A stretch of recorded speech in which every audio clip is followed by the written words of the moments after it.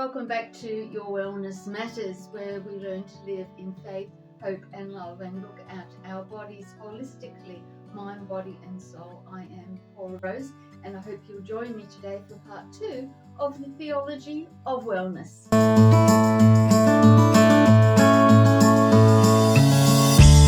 Thanks for being here. Please like and subscribe. Let's build this community of wellness, and so we can go forward in faith, healthy and strong, and looking after this temple of the Holy Spirit. This is part 2, and if you haven't watched part 1, please do, because this video will make more sense if you do it, and I'll link that down below. Have a look at this first. Let's get on with part 2 of the Theology of Wellness.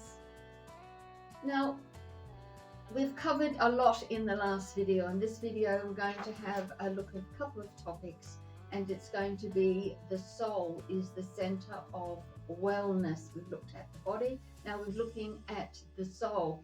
And from a Catholic perspective, no amount of physical or mental wellness can substitute for spiritual health. Now we need to get our priorities right. I said in the first video that we are a holistic being, and God looks at us as holistically, and one has a knock-on effect to the other. A body, a soul, a mind, all are integrated. We looked at that, so please go and have a look at that, as I said, if you haven't before. But our spiritual health is important because we can have a healthy body but lose our souls. So we need to make sure that we are in faith in the Lord Jesus Christ, that we have a relationship with him, a loving relationship, not a religious thing that we just go through this religious gymnastics, and because we don't want to go to hell, and some people call it fire insurance. Well, I'll hedge my bets, I'll go to church, I'll get baptized just in case there is a hell, because I don't want to go there. So I'll have fire insurance.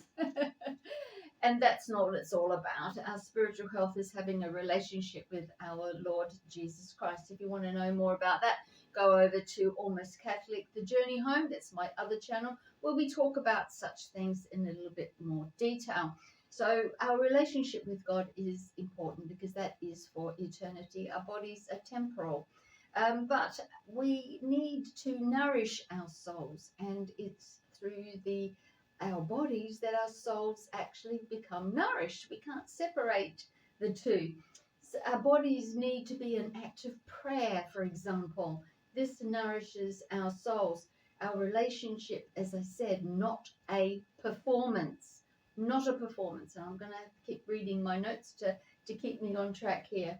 Secondly, it's the sacraments, that our bodies participate in the taking of the sacraments in the Catholic Church.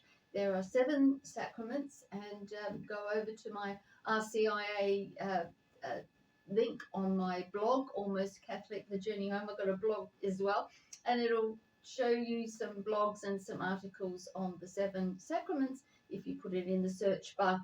And but especially the sacrament of Holy Mass is where we take every week, and more often if you possibly can, because that nourishes our souls and brings us into relationship with Christ every time we take the Holy Eucharist in the Holy Mass. Another way to nourish our souls is through Holy Scripture, the Bible.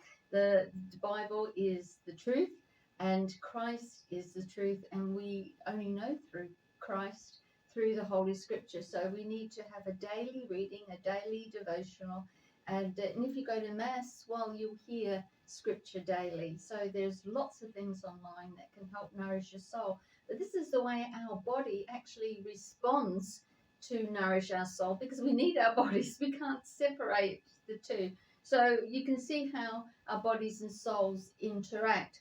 And also virtues is another way to nourish our souls. The habits that we develop in order to make the right decision so we can live holy in God's sight. And in the Catholic Church, I've learnt, and I didn't know this with all my many years of being on this earth, I didn't know until I became Catholic that there are 7 virtues, which is really interesting, that we can work towards working out in our lives. And it's just so interesting how there's this connection between our body, souls, and mind, and really enhances our relationship with God. And we can't neglect either. Let's move on now. And we also got to nourish our souls by repenting of our sins. And we need to recognize our shortcomings, our sins, and put them before God, ask for forgiveness, and move on and do better and overcome those sins. And we can by the power of the Holy Spirit. And in the Catholic Church, we have the sacrament of reconciliation, which is basically confession. And the Bible says to confess your sins to one another so you may be healed. And that's what it is. It's reconciling us back to God, because sin separates us from God. Every time we sin as a human being, we're separated from God. And so we need to come back. God draws us back through confession, through repentance, turn around and do the opposite thing. And then our pastor will help us through that time where we can overcome the sin. But you need to ask him to help you, because as we draw nigh to God, God draws nigh to us, and it's a matter of our choice. So we need to nourish our souls in these a few short ways. I also want to integrate suffering, healing, and the cross. You know, when we talk about healing and wellness, we don't like to talk about suffering, but suffering is a very integral part of our life, because we suffer from the moment we're born. We suffer. We're coming out of our mother's womb, and we don't know whether it hurts the baby or not, but it has to. You get squeezed and your head gets shaped. But I'm certainly know I've had 4 children. I know at my end it certainly hurts. So suffering is part of our human experience. That's because of Adam and Eve. That's because of the sin in the world. And we will always have suffering as part of our human experience. But it's also redemptive, because Christ suffered upon the cross for us. Catholic theology does not equate wellness with the absence of suffering, whereas a lot of Protestantism does, that my former church life did, particularly when I was in the charismatic evangelical movement when I lived in America. And it was sort of like, it was like a shame, like you didn't have enough faith if you were suffering. And even back in Australia in my Pentecostal days, when there was teaching about healing, and if you were suffering in some way, you were regarded as sort of being disobedient to God. And you know, that's what in the Jewish temple, the religious people in the Jewish temple regarded that people, if they suffered, they were being disobedient to God, and it was the suffering was punishment, which just isn't true at all. And so part of our healing journey, part of our wellness journey, is to look at suffering in a balanced way. And I've written a couple of books on this, and one of them is Nothing Good About Grief, and it is about suffering in life. It's just not about the dying of a loved one, but it's coping with loss, coping with suffering. And that's on Amazon. And if you put my name, Paula Rose Parish, in the search engine of Amazon, my book will come up. I'm hoping in the next few months that it'll be available on PDF on my website. I'm looking at setting up a shop there, but at the moment it is on Amazon, so have a look at that. It is a good read. There's many good reviews that people have made about that it's helped them. Jesus Christ, perfectly whole, perfectly holy, and he suffered, which means illness is not a failure of faith. It's not. Mental health struggles are not spiritual weakness. It means that chronic conditions do not diminish human dignity. Replay this little bit because this is important, because just not only in many faith religions, including Protestantism and other faith religions and secularism, illness is a failure. But in Christianity, true Christianity, it's not. Mental health struggles are not spiritual weakness. Chronic conditions do not diminish human dignity, and we need to get a hold of that, because our society wants to marginalize all those type of people. Rather, Catholic wellness, Catholic Christian wellness, holds that suffering, when united to Christ, can become a place of grace, transformation, and compassion.